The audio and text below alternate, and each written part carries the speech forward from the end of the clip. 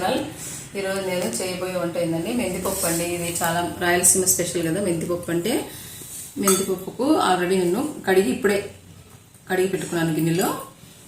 దీంతో 2 కప్పులు వేసుకున్నానండి కందిపప్పు. చూడండి, ఈ కప్పుతో కడిగి పెట్టుకున్నాను. దీనికి నానాల్సిన అవసరం లేదు. మెంతులు వచ్చి ఒక చిన్న స్పూన్తో 1 స్పూను, వెల్లుల్లిపాయలు ఒక 20 దాకా ఉంటాయి. వెల్లుల్లిపాయలు ఎక్కువ వేసుకుంటే బాగుంటుందండి. ఒక ఆనియన్ మీడియం సైజు సన్నగా కట్ చేసుకున్నాను, కొంచెం కొత్తిమీర, ఒక రెమ్మ కరివేపాకు, ఆవాలు జీలకర్ర. ఆవాలు 1 స్పూను, జీలకర్ర 1.5 స్పూను. జీలకర్ర ఎక్కువ వేసుకుంటే బాగుంటుందండి పప్పు ఇది. పసుపు, 3 టమోటాలు పండువి ఒక మీడియం సైజువి.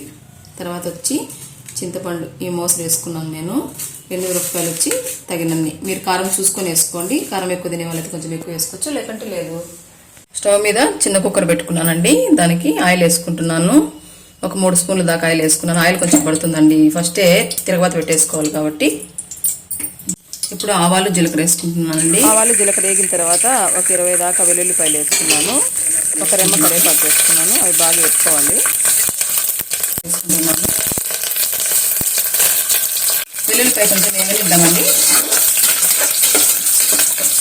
చాలా బాగుంటుందండి కదండి మెంతిపప్పు. పిల్లలకు కూడా ఇష్టం, మా ఇంట్లో పిల్లలకు కూడా, మాకందరికీ ఇష్టమే. అందుకని ఈరోజు మెంతిపప్పు చేస్తున్నాను స్పెషల్గా. చూడండి, వేగిపోయింది కదా. కొంచెం వేగిన తర్వాత ఆనియన్స్ వేసుకున్నాము. ప్రాసెస్ కూడా ఈ విధంగా చేసుకుంటే బాగుంటుందండి. ఆనియన్స్ కూడా కొంచెం వేసుకుందామండి. మెంతులు ఫస్ట్ వేస్తేనే పప్పు కొంచెం చేదు వస్తుందండి. ఆనియన్స్ కొంచెం వేగిన తర్వాత మెంతులు వేసుకుంటే బాగుంటుంది. ఫస్ట్ వేసుకున్నామంటే ఎక్కువ వేగిపోయి చేదు వస్తుంది అనమాట. అందుకని నేను ఇప్పుడు వేస్తున్నాను మెంతులు. చూడండి, ఇప్పుడు వేస్తున్నాను మెంతులు. ఇలా వేస్తే పప్పు చేదు అనిపించదండి. అందువల్ల కొంచెం వేపుకుందామండి. ఇది ఉంటున్నానండి.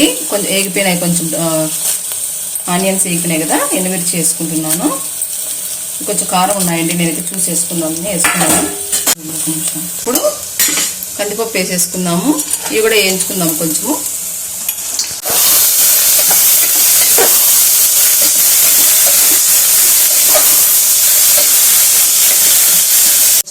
వేగిపోయినాయండి. ఇప్పుడు వచ్చి టమోటా చింతపండు వేసుకుంటున్నాను. కలుపుకుందాము. పసుపు వేసుకుంటున్నా. ఒక చిన్న స్పూన్తో 1/2 స్పూన్.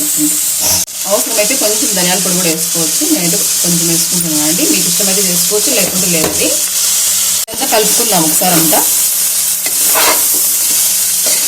మెంతిపప్పు రైస్లోకి చాలా బాగుంటుందండి ఇది.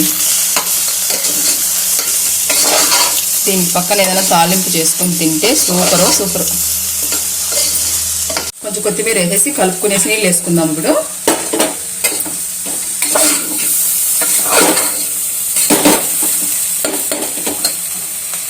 నీళ్ళు గట్టిగానే ఉండాలండి పప్పు. ఇది నీళ్ళగా ఉంటే బాగుండదు.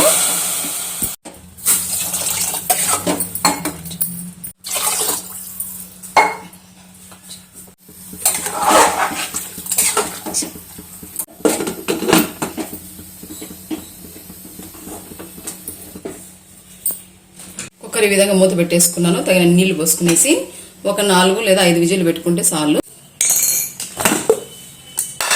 చూడండి, బాగా ఉడికిపోయింది పప్పు. ఇప్పుడు కొంచెం ఉప్పు వేసేసుకొని రుద్దేసుకుందాం పప్పును.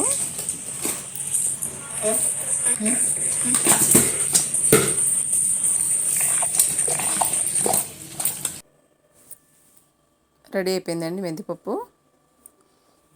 మా వీడియోస్ మీకు నచ్చినట్లయితే లైక్ చేయండి, షేర్ చేయండి, సబ్స్క్రైబ్ చేయండి. పక్కనే ఉన్న బెల్ సింబల్ నొక్కండి. ఎవరైనా ఫస్ట్ టైం మా ఛానల్ చూస్తుంటే ఖచ్చితంగా సబ్స్క్రైబ్ చేసుకోండి.